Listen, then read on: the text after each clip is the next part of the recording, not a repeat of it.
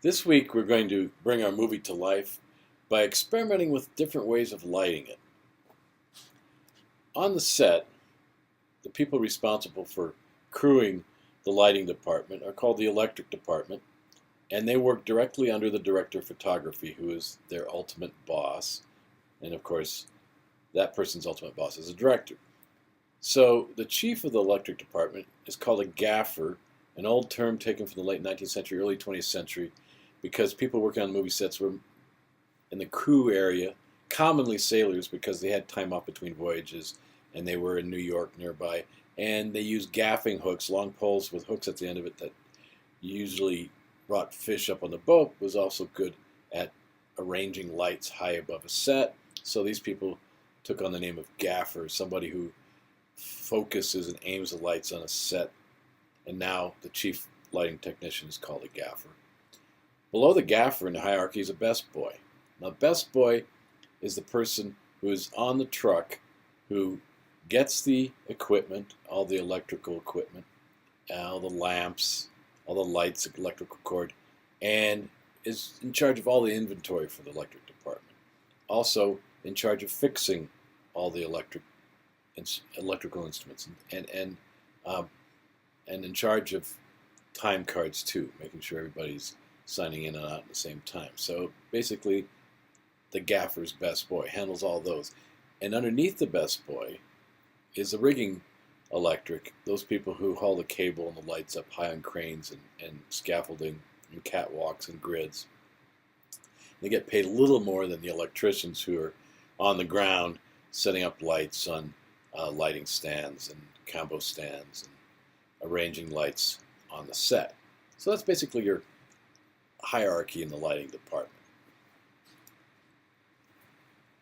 People who are electricians in the movies have a wide array of tools they put on their belt. Not all these tools they put on their belt, but most of them they would. You have to be able to run and fix things on the spot. But to be an electric, you need everything from a light meter to gaffer tape to electrical tape to needle nose pliers and wrenches and all sorts of gear. Like this is more of what you probably see on an electrician's belt. You usually can spot an electrician because they have a bandolier of C-47s. By C-47s, I mean those clothespins you see on the table there on the floor. Those are in the business called C-47s, a military term from World War II.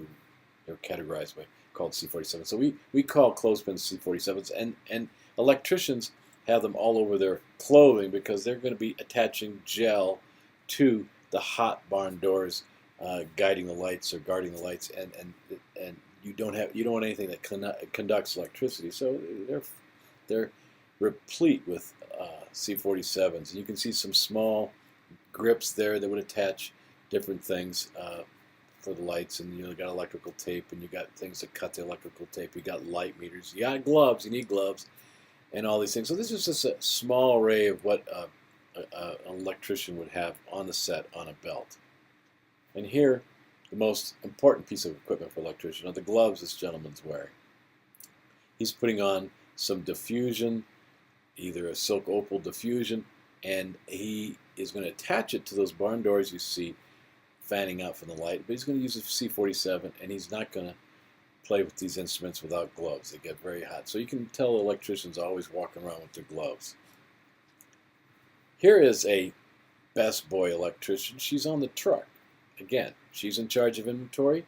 She's making sure all those electrical instruments are in their right place. We need any of those instruments. She's got her walkie-talkie. She's flying them out to us immediately. So she is the best boy in charge of all that equipment on a truck. And here's another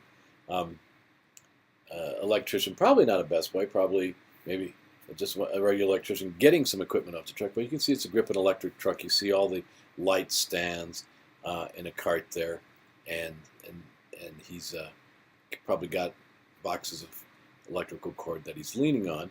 And you see some electricians here on the set, and there's a big, looks like an HMI, which is maybe a 5,000, 10,000 watt lamp there that's going to have the power of, or the color temperature of the sun. And you can see there's some grip equipment there too. It looks like there's some speed rail or track laid out. But they're staging their equipment here in what we call a boneyard, which means it's not on the truck, but it's close enough to the set so that they can rig lights.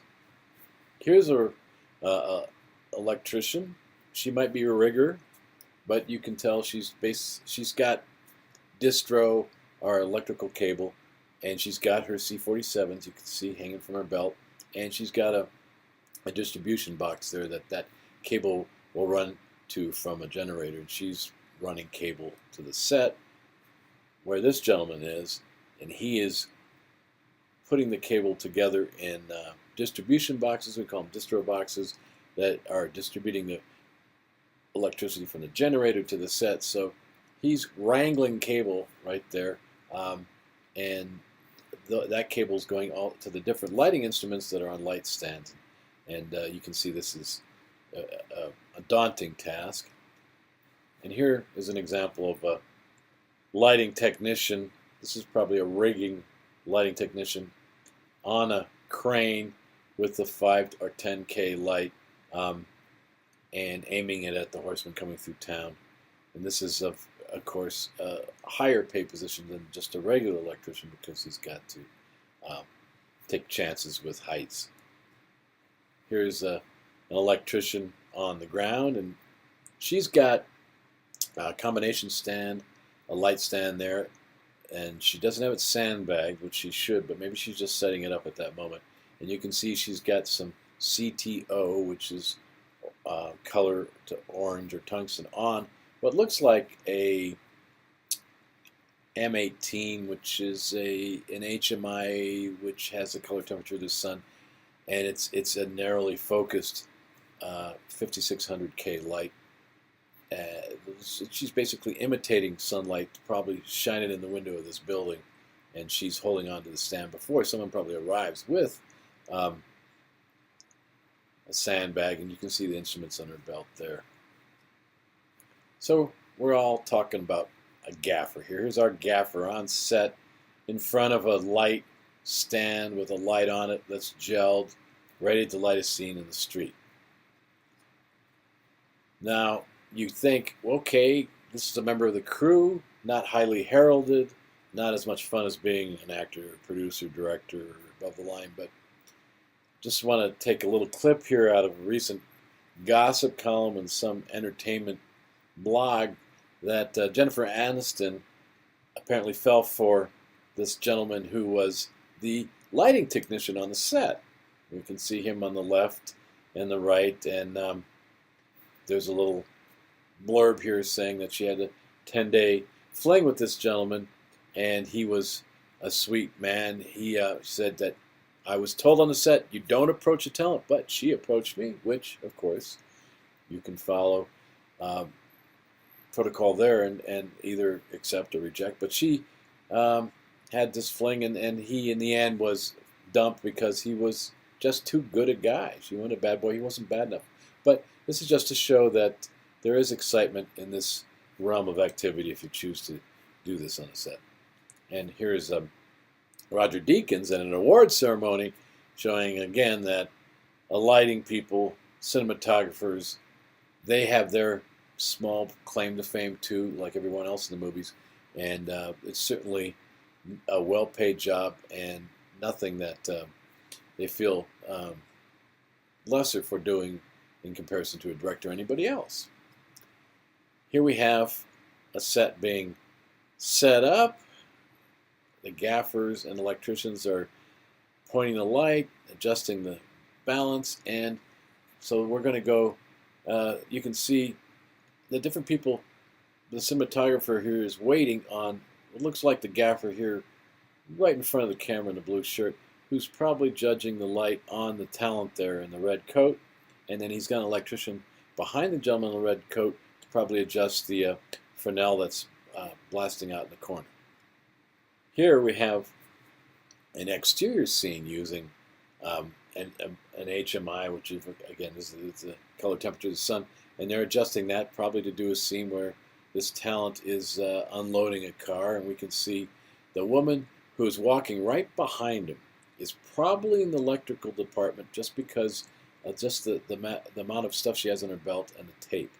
And you can tell the gentleman right closest to the camera with his gloves is probably another electrician. Here's the rigging electric area where you get to sit in a basket on the top of a Condor crane and be in charge of light for the entire shoot. So sometimes you bring a honey bucket up there because you might not have time or a chance to go to the bathroom. Here's a gentleman who's taking diffuse light, either a Kino or some lamp like that, high in a building. Probably something is happening way down below or right on the edge. And this shows how it can be a little adventurous if you're in the lighting department. Again, this is a rigging electrician getting paid to do the high balance act with the lights. Here we have interior scene where we have a lot of, as you can see up at top, a lot of light boxes pointed at what could be a jury scene, and all those diffusion, all those 4x diffusion below the lights, they're clear silk diffusion so that the people in the audience don't have harsh shadows. It's nice, smooth, wide light. And here we're on a set where we're really diffusing the light. You can see that these people are putting a 12x over the set so that those lights at an angle shining down the set have nice soft diffusion so there are no harsh shadows, and it looks gold and almost nostalgic on set there. Here's an array of ARRI lights. ARRI is one of the major manufacturers of lights for movies, along with Mole Richardson, and they have, this lineup looks like 1Ks, 2Ks, 5Ks. This is a pretty good array for a feature film all set to go here. And people who want to know how to make sure that their loads are right and they're using the right instruments on set, and want to know anything about lighting on the set, the Bible for it is the Set Lighting Technician's Handbook by a gentleman named Harry C. Box. It's not too expensive online, and he's got some wonderful jokes in there too. So for a technical person, it's a good read. Here we have two famous cinematographers on the same set, and they are working with light meters. They're judging where the light's coming from, the intensity, the luminance, the foot candles. We're going to talk about that in a second. And here's an interior versus an exterior setup. But you can see that even if they're interior, you have as much diffusion and flagging and cutting of lights as you do outside. Outside we have a big 12x diffusing the sunlight so it's not too harsh. We're bouncing some light off to the side. But inside we have, instead of silk diffusion, the white 12x there, we have some dark black solids which are cutting the light, blocking the light. There's a 4x4 floppy in the background and a 4x4 floppy towards us. They'd have to cut lights there, but the same amount of construction is going into each setup.